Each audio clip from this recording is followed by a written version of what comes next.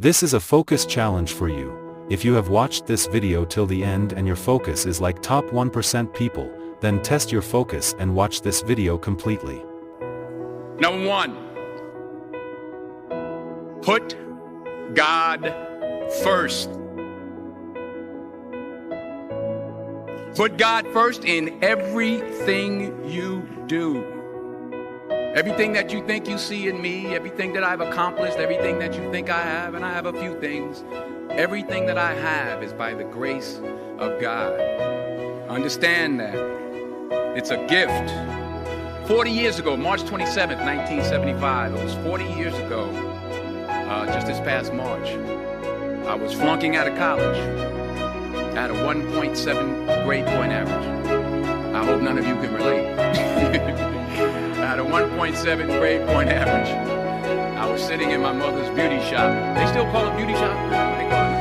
Yeah, I was sitting in the beauty parlor. I was sitting in my mother's beauty parlor. And I'm looking in the mirror, and I see behind me this woman under the dryer. And every time she looked up, every time I looked up, she was looking at me. She was looking me in the eye. I didn't know who she was. And I said, she said, somebody give me a pen. Give me a pen. So I have a prophecy. March 27, 1975. She said, boy, you're going to travel the world and speak to millions of people.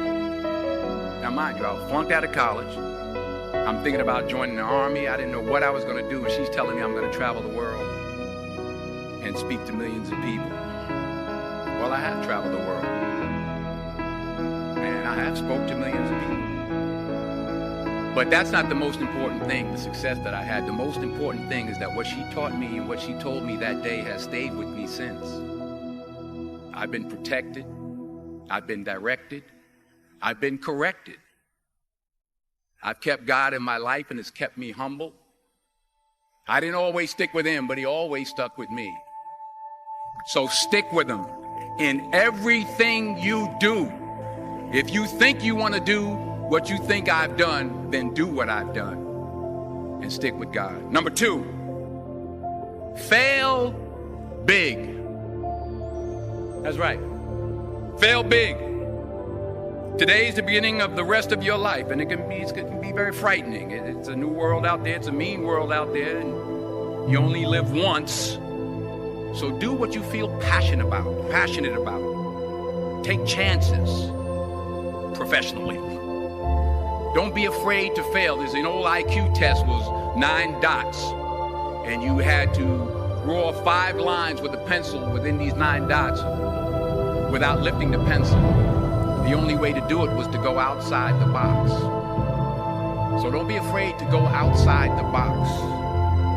Don't be afraid to think outside the box. Don't be afraid to fail big, to dream big. But remember, dreams without goals are just dreams, and they ultimately fuel disappointment. So have dreams, but have goals. Life goals, yearly goals, monthly goals, daily goals. I try to give myself a goal every day. Sometimes just to not curse somebody out. Simple goals, but have goals.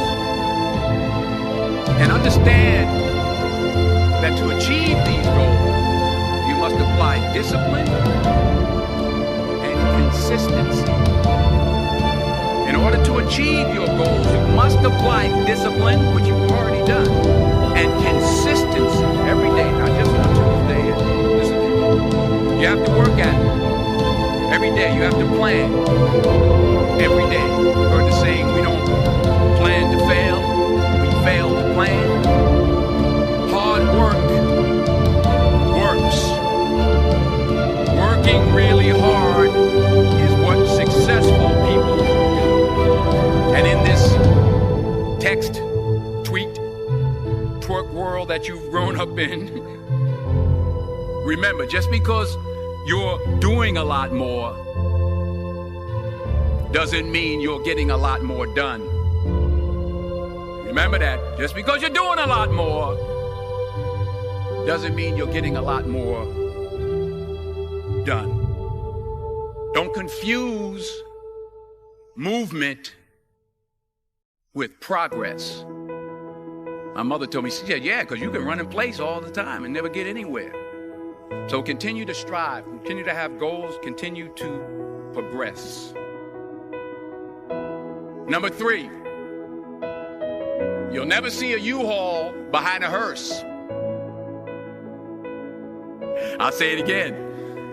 You'll never see a U-Haul behind a hearse. I don't care how much money you make, you can't take it with you. And it's not how much you have.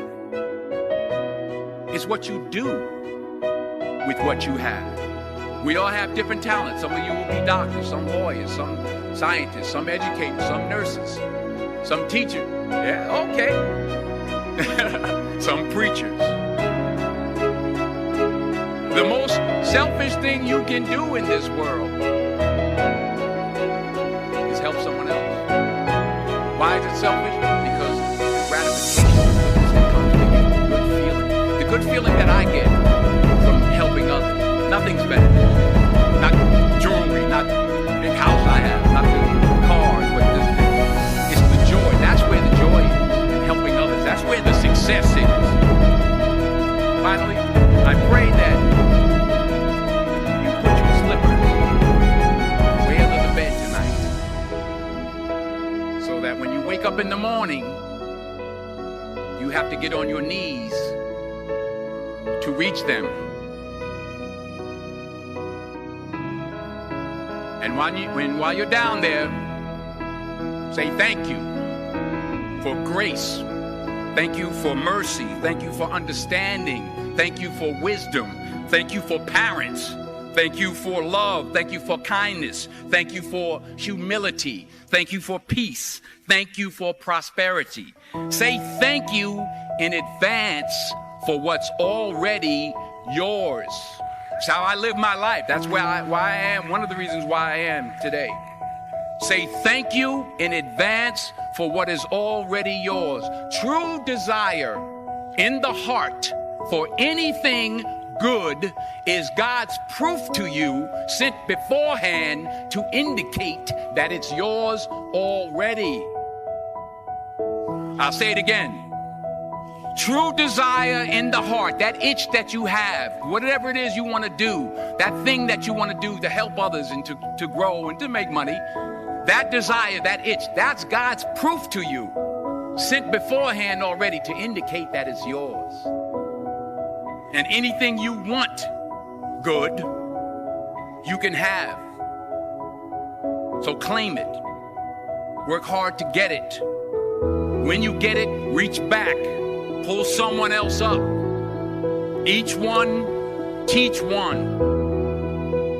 Don't just aspire to make a living. Aspire to make a difference.